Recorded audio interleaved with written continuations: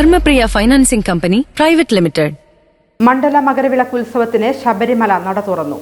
മണ്ഡല മകരവിളക്ക് ഉത്സവത്തിന് ശബരിമല നട തുറന്നു. വൃശ്ചികം 1 നാളെ മുതൽ പുലർച്ചെ 3 തുടങ്ങി പകൽ 1 വരെയും 3 തുടങ്ങി രാത്രി 11 ഹരിവരാസനം വരെയുമാണ് ദർശന സമയം.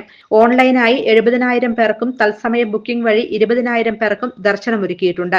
ഓൺലൈൻ ബുക്കിംഗ് റദ്ദായാൽ സ്ലോട്ടുകൾ തത്സമയ ബുക്കിംഗിനായി മാറ്റിവെക്കും. സ്ത്രീകൾക്കും കുട്ടികൾക്കും 18ാം പടിക്ക് മുൻപ് നടപ്പന്തൽ മുതൽ പ്രത്യേകം ക്യൂ സംവിധാനവും ഏർപ്പെടുത്തി.